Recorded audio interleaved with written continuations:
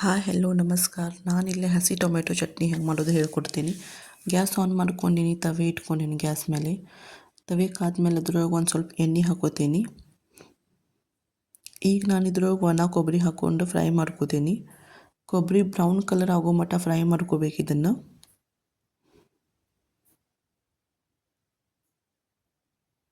ನೋಡಿರಿ, ಇಲ್ಲಿ ಕೊಬ್ಬರಿ ಕಲರ್ ಚೇಂಜ್ ಆಗತೈತಿ, ಬ್ರೌನ್ ಒಳಗೆ ಬಂದೈತಿ. ನಾನು ಕೊಬ್ಬರಿ ತೆಗೆದು ಒಂದು ಪ್ಲೇಟ್ ಒಳಗೆ ಇಟ್ಕೋತೀನಿ. ಈಗ ಇದ್ರೊಳಗೆ ಕಟ್ ಮಾಡಿ ಇಟ್ಕೊಂಡಿದ್ದು ಟೊಮೆಟೊನ ಹಾಕೋತೀನಿ. ಎಣ್ಣೆ ಕಾದೈತಿ ಇಲ್ಲಿ. ಟೊಮೆಟೊ, ಹಸಿಮೆಣಸಿನ್ಕಾಯಿ, ಕೊತ್ತಂಬರಿ ಸೊಪ್ಪು, ಬೆಳ್ಳುಳ್ಳಿ ಹಾಕ್ಕೊಂಡಿನಿ ನಾನು. ಎಲ್ಲ ಮಿಕ್ಸ್ ಮಾಡ್ಕೋತೀನಿ, ಚಂದ ಮಾಡಿ ಫ್ರೈ ಮಾಡ್ಕೋತೀನಿ.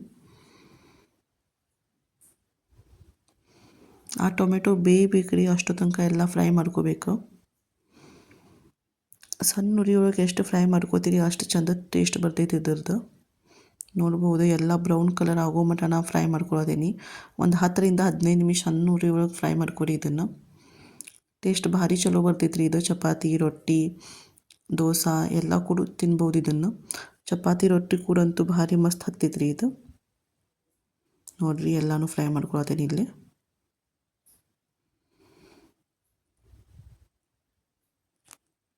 ಇದ್ರೊಳಗೆ ಒಂದು ಸ್ವಲ್ಪ ಜೀರಿಗೆ ಹಾಕ್ಕೊಂಡೆ ನಾನೀಗ. ಫ್ರೈ ಮಾಡ್ಕೋತೀನಿ ರೀ ಅದನ್ನು. ಕಲರ್ ಪೂರ ಚೇಂಜ್ ಆಗೋ ಮಟ್ಟ ಫ್ರೈ ಮಾಡ್ಕೋಬೇಕು ರೀ. ನೋಡಿರಿ, ಇಲ್ಲೇ ಕಲರ್ ಚೇಂಜ್ ಆಗೈತಿ.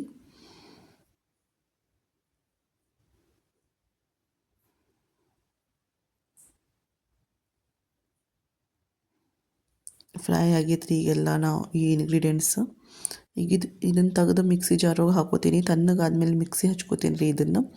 ಮಿಕ್ಸಿ ಹಚ್ಕೋಬೇಕಂದ್ರೆ ನಾನು ಉಪ್ಪು ಹಾಕೋತೀನಿ. ನೋಡಿರಿ, ರುಬ್ಕೊಂಡೇನೀಗ.